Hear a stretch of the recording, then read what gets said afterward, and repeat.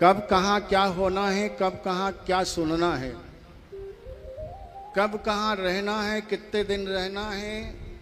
जी ठाकुर जी के पास हानि लाभ जीवन मरण जस अबजस सब विधि के हाथ है। तो ये कथा भी भगवान की कृपा से हो रही है और हमारे भक्त लोग सुन रहे हैं। लेकिन बड़ी कृपा है ठाकुर जी की कि ब्रज में ठाकुर जी ने यहाँ पे अपनी लीलाएं की। 11 साल 56 दिन यहाँ भगवान ने बिताए श्री वृंदावन धाम में। तो जिनकी लीला है और जिनकी कथा है, इससे बड़ा क्या हो सकता है। और यहाँ सुनने का भी महात्म है और करवाने का भी महात्म है और कहने का भी महात्म है। तुम दुनिया में कहीं भी सुनेंगे, घर में सुनेंगे, बंगला में सुनेंगे, कहीं भी सुनेंगे, लेकिन यहाँ की जो सुनना और यहाँ बैठ कर के भगवान के चरणों में ध्यान लगाना, मगन हो जाना, एक बहुत बड़ी बात है। पूर्व जन्म का कुछ अपना पुण्य उदय होता है, तब तो श्री वृंदावन धाम में वास मिलता है। और वास मिलने के बाद भी भगवान ठाकुर जी के चरणों में प्रेम होता है। जब तक कि ठाकुर जी के चरणों में प्रेम नहीं होगा तो ठाकुर जी आपको दूर फेंकेंगे। और जो आपका पूर्व जन्म में जो अच्छे कर्म किए हैं, उसे जरूर ठाकुर जी अपने निकट बुला करके भगवान अपने चरणों में लगाते हैं। उसी का प्रेम होगा चरणों में भगवान के कि जो उसका पुण्य उदय हुआ है, अन्यथा नहीं। बहुत सारे होंगे पृथ्वी में, लेकिन उसमें भाग्यशाली भी है जो पुण्य करके आए और पुण्य कर रहे हैं, पुण्य करके भी आए और कर भी रहे हैं, तब तो ठीक है। और नहीं पुण्य करके आ गए और उसे मिल गया तो वो धीरे धीरे अपने कर्तव्यों से नष्ट होता है। और नष्ट हो जाने के बाद में फिर वहीं जहाँ के तहीं चला जाता है। कहाँ चला जाता है तो बोले 84 लाख योनि है जीव की। जीव मरता है, न सड़ता है, न गलता है, न डूबता है, न कभी कुछ होता है, इसको कुछ नहीं होता। शरीर जो वचनानी जो यूनानी यथा व्याय, शरीर को जिस शरीर से निकल करके चला जाता है तो बोले कैसे जाता है, जो जिस करे तिस फल चाखा, जिसने जैसा किया है उसे उसी प्रकार से फिर अवश्य मिल जाता है शरीर। तो हम मानव हैं, बड़े भाग मानव पावा, सुर दुर्लभ सद गणतन्य गावा, हमें बड़े भागी है। देखिए हमको बड़े भाग से, चाहे उसमें ये नहीं आया मानव मात्र आया है कि ये स्त्री है पुरुष, ऐसा नहीं आया। लेकिन मानव है तो मानव है। अगर मानव मिला है तो उसे समझ जाओ कि हमको क्या करना है। क्योंकि पशु पक्षी जीव जंतु जन्म लेता है और वो भी भूखा नहीं मरता, खा पी करके वो भी मर जाता है। ऐसा ही अगर हमने काम किया, खाए पिए खिलाए और कुछ हमारे हाथों से कुछ ना हुआ तो हम पशु के समान भी हमारा जीवन गया। क्या है फिर?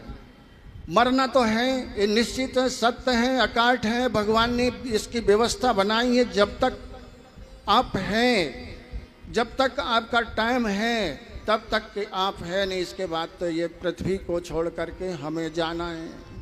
तो सोचो, बिना सत्संग विवेक न होई, राम कृपा बिना सुलभ न सोई। तो बोले संतों के साथ बैठो, संतों की कथा सुनो, संतों के सानिध्य में जाओ और उसका जो चलन है, उसका जो कर रहे हैं, जो कह रहे हैं, उसको अनुसरण करो, तब तो ठीक है।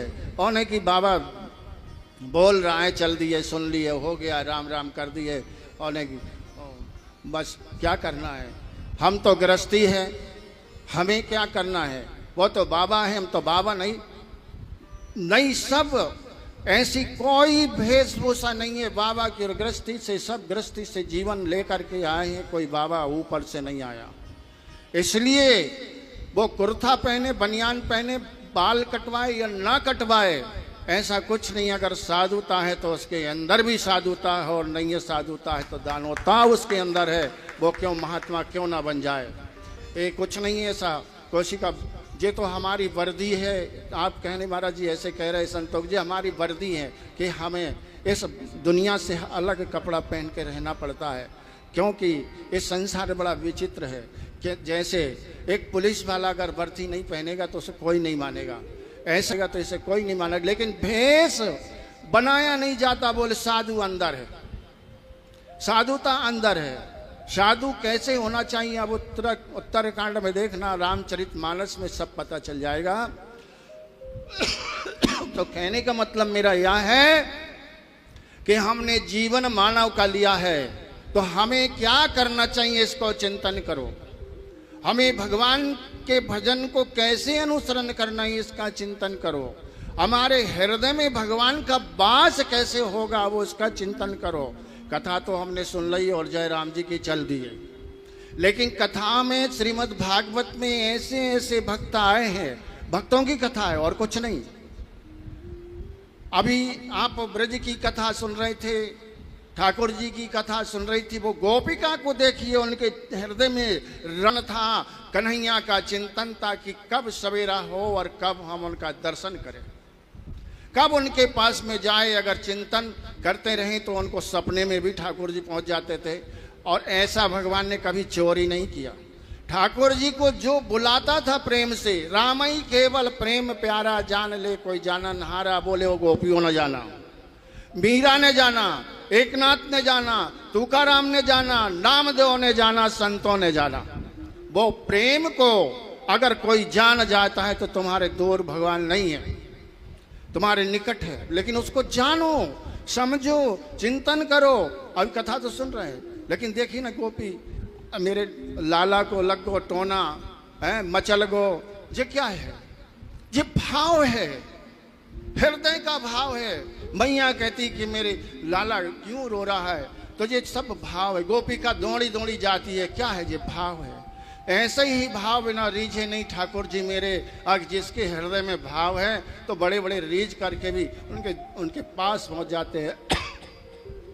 यहाँ तक है ठाकुर जी खुद कहते कि संत मेरे मुकुटमणि में संतों का दास, और ज्यों पग रखे मैं रखूं हाथ। तो संतों के पास बैठो, ज़्यादा ना कहते हुए, क्योंकि कथा में बाधा है और कहने को तो बहुत कुछ लंबा चौड़ा भी कह देंगे, 8 घंटा बैठा दे तो कह देंगे।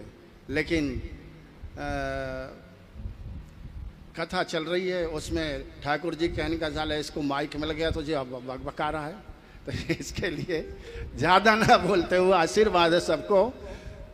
संगीत कलाकार हमारे शास्त्री जी व्यासपीठ पे विराजमान सुभान सबको और सब भक्तों को आशीर्वाद है। ये भेष के नाते है नहीं वैसा,